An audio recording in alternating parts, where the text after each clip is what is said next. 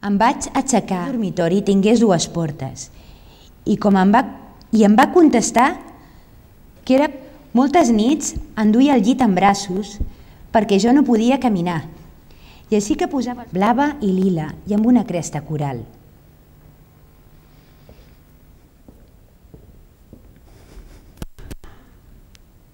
Hola, bona tarda. Aquest vídeo és una part d'un vídeo de 7 minuts que veurem al final després i pensareu que malament que llegeix aquesta noia, després entendreu per què. I ara us explico una història que té a veure amb Tarragona, perquè des de Tarragona els dies clars es veu Mallorca. I de Mallorca vaig venir jo ara fa 23 anys, que no és poc. I vaig venir perquè em vaig escapar de casa. Em vaig escapar de casa perquè a casa meva no m'entenien. Quan jo deia que no m'agradava fer el llit, o no m'agradava escombrar, o no m'agradava fregar els plats, i que volia ser una dona lliure, de la meva mare es posava a plorar i el meu pare directament no em parlava.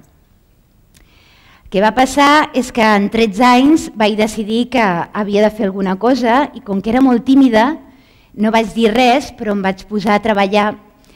Treballava els caps de setmana en un restaurant i entre setmana de tant en tant en una botiga de dependenta. Vaig estalviar dinerons i quan em vaig tenir prou ja tenia 17 anys i me n'anava a la universitat.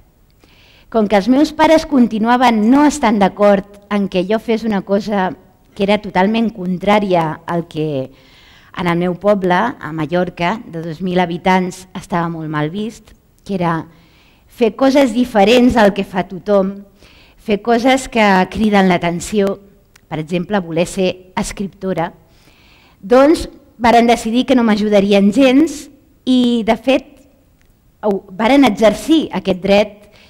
I recordo molt quan jo en la meva maleta enorme on portava una manta i llibres i les coses que pensava que necessitaria un cop a Barcelona, la meva mare em va dir que com que era menor d'edat enviaria la Guàrdia Civil a buscar-me i que no li vaig fer cas i que acabaria drogada i prostituint-me als carrers de Barcelona.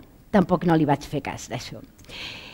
I bé, va passar el temps, al cap d'uns quants anys vaig tornar a Mallorca i vaig tornar amb una parella i amb un fill.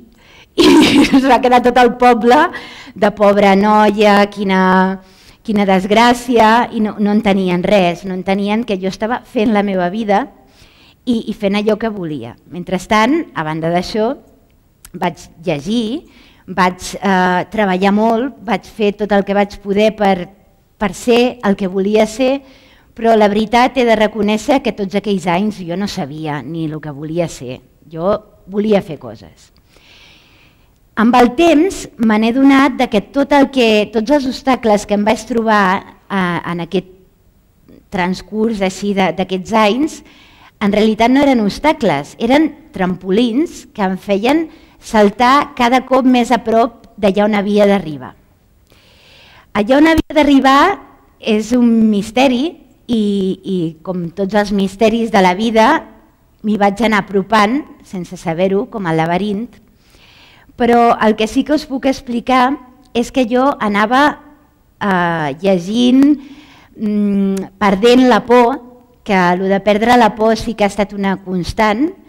Jo era molt tímida i llavors, com tots els bons tímids i totes les bones tímides, el que feia era ser molt atrevida. Cada vegada que em trobava en una situació de que no t'atreveixes a fer això, jo ho feia i era tassa i mitja. Així vaig començar publicant llibres de poemes i vaig acabar publicant un llibre que es deia Morbo, on posava a les coses pel seu nom. Si era cul, jo deia cul, no res d'eufemismes. Si era cony, escrivia cony, per què no? Si era polla, escrivia polla. I això va ser com una petita revolució. I me'n recordo molt de quan em feien entrevistes que em deien «Però Roser, tu com t'atreveixes a fer això?» I això va ser un primer esglaó. El següent esglaó va ser directament un llibre que es titula «M'agrada el sexe».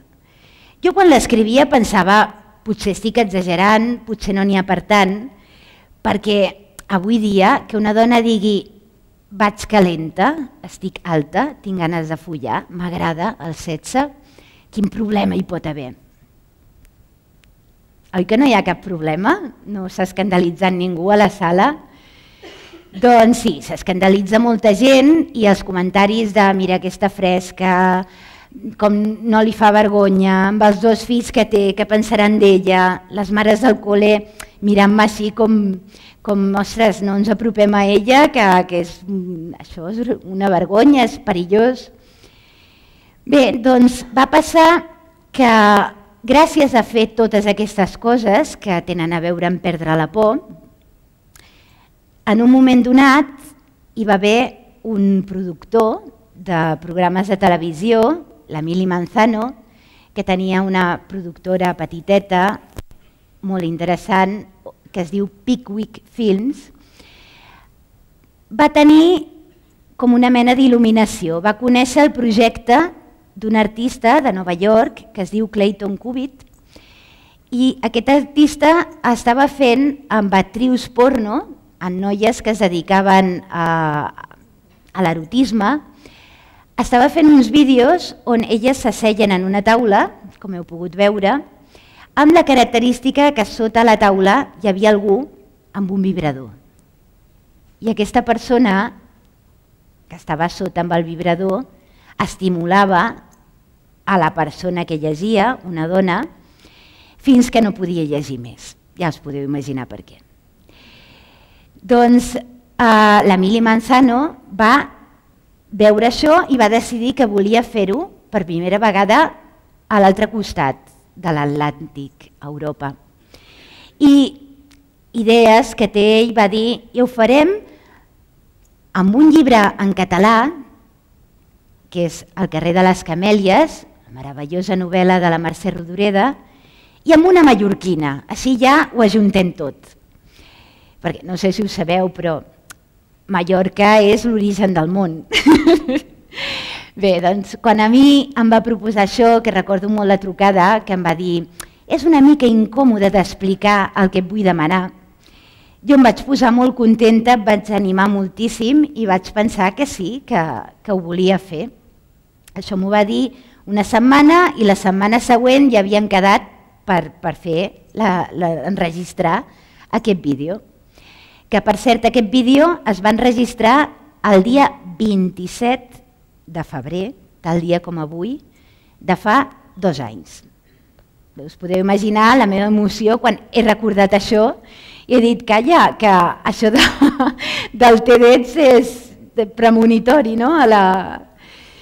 Bé, doncs el que va passar és que el dia que havia d'anar cap allà em vaig posar molt nerviosa, perquè vaig pensar, ara estaran allà les càmeres esperant una cosa de mi que potser no és tan fàcil, però la veritat és que va anar tot molt rodat i va ser molt fàcil.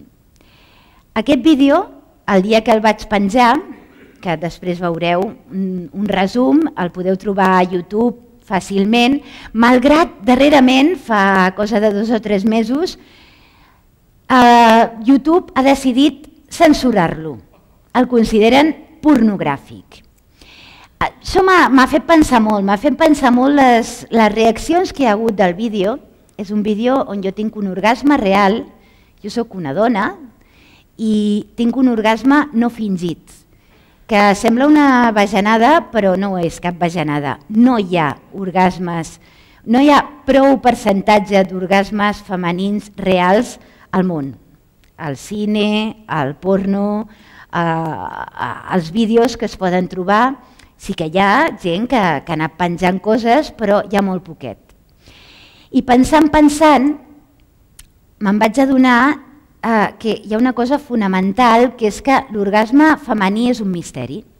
L'orgasme masculí sí que científicament s'ha entès que ajuda a l'ejaculació i l'ejaculació ajuda a que surti l'esperma i aquests espermatozous van a parar a l'ou, a l'òvul i bé, està més o menys justificat biològicament.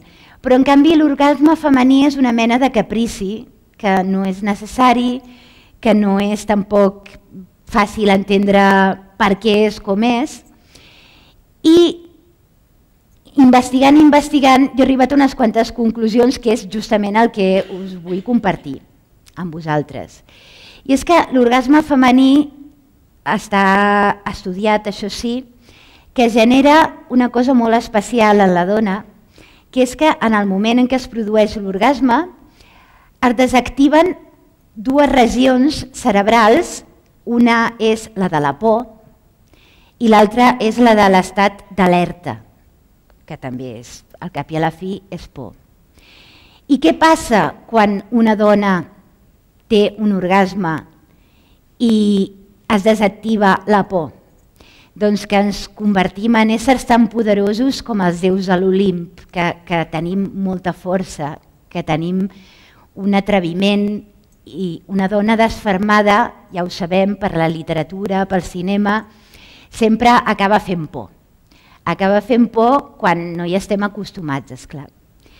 I això el que m'ha fet pensar és que la veritable revolució femenina no va per la militància aquesta d'oposició amb els homes, sinó gaudir més de nosaltres mateixes, perquè al cap i a la fi l'orgasme ens el podem proporcionar soletes, com totes sabem perfectament, i no és una cosa que sigui una agressió cap a ningú, però sí que és un empoderament personal.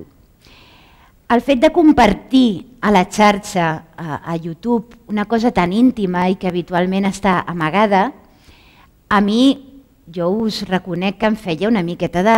bueno, una miqueta no, molta vergonya, però un cop vaig donar el pas me'n vaig adonar que era molt beneficiós. Me'n vaig adonar que tota aquesta trajectòria que us he explicat, totes aquestes coses que jo havia anat fent per passar de tímida a valenta, podien generar una energia que és predicar l'exemple.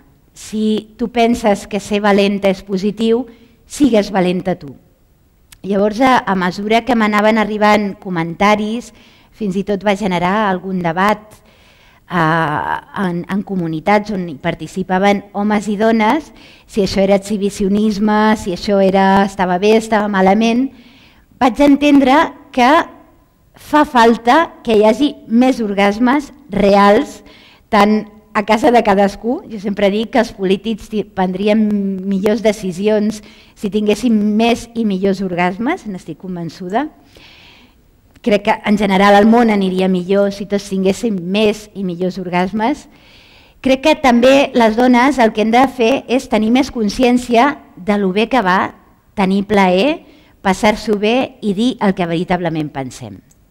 Dit tot això, aquesta màxima que he dit d'entendre per què estem aquí, també és una pista, tot aquest tema de la sexualitat que ens fa tanta por des de sempre i que potser en el segle XXI estem començant a trobar pistes perquè deixi de fer-nos por i poder-ho mirar d'una manera més amable.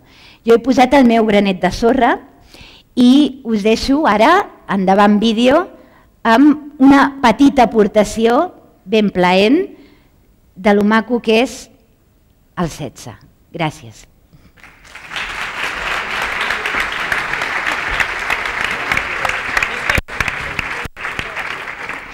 Vídeo?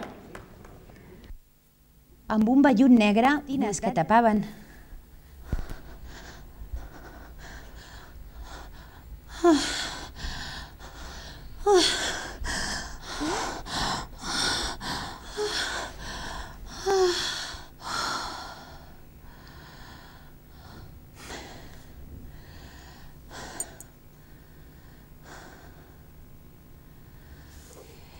I us he llegit El carrer de les Camèlies.